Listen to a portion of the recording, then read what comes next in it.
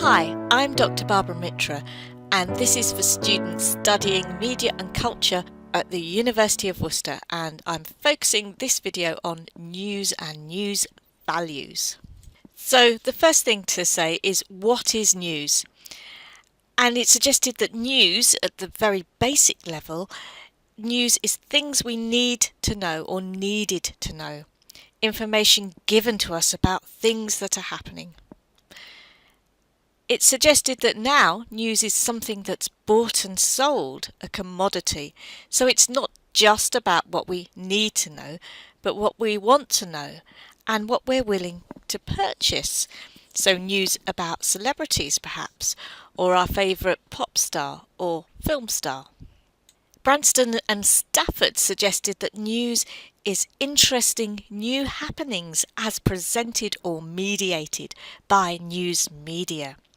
So interesting to whom? Who decides what's interesting? And how is it mediated? How does the news get edited? What images are we shown? What voiceovers? Is some news then more valuable than others, and who decides which is? Do opinions shape news, or does the news shape readers' opinions? Are we influenced by the news in our understanding of the world? So Galton and Rouge suggest that news is structured rather than discovered. News is represented. When we tell stories, we often tell bits that we think are most interesting and put those bits together in short segments, and it's argued that this happens with the news. So it's mediated, it's filtered, it's prioritised. So the news is told from certain angles. So it's always partial rather than the whole truth, if there is such a thing as truth.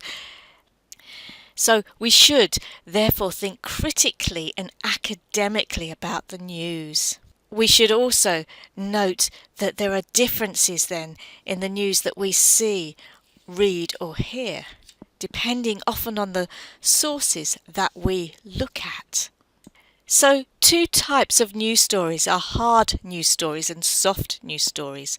So hard news stories tend to fall into categories such as serious political issues, economic issues, timeliness of current events such as war reporting, for example. Soft news stories tend to fall into categories such as infotainment, arts, lifestyle, human interests, or timely sporting events or celebrities, etc. There's also foreign news, domestic news, and occasional news stories. But it's not as straightforward. Sometimes things fall into differing categories. So a celebrity making a political statement, for example, as happened in the Brit Awards in 2018, Stormzy criticising Theresa May. So Galton and Rouge highlighted some news values which are still fairly classic, and even though they've been rewritten and reworked, they still are very important in understanding what gets portrayed as news, what gets broadcast as news. So frequency is about the time span of the particular story and how that fits with when news tends to be published or broadcast.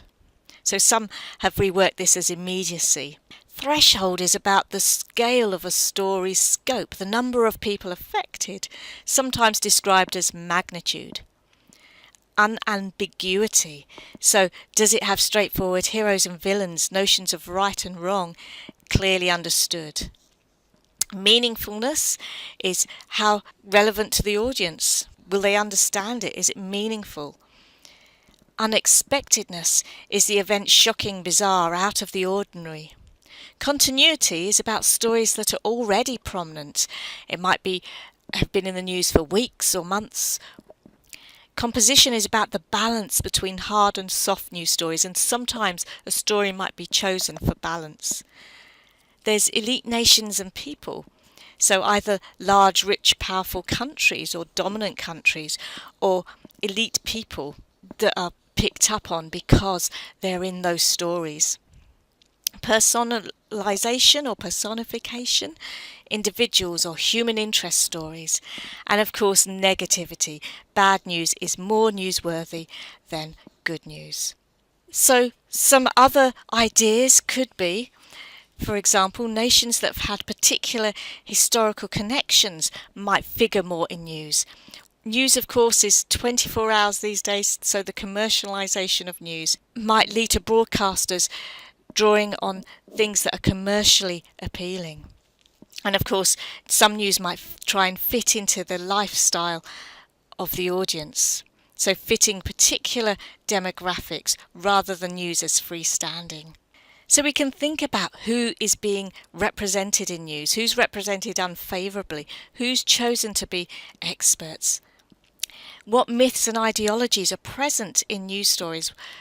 So news might have an organising frame that leads to certain ideologies or sets of beliefs and characteristics of particular groups of people being highlighted. Foucault highlighted the notion of discourses, how certain ways of talking about something becomes the accepted way and frames us into certain positions, and we can think about news in relation to that. We can also think about news in relation to the symbolism, such as the chimes of Big Ben or the Houses of Parliament, and how all these things, ideology, myths, who's chosen, who's left out, influence the way that a story is presented and received and interpreted. And then, of course, we have the internet, where it's argued there's private and public blurring in relation to journalism, citizen journalism, traditional journalists.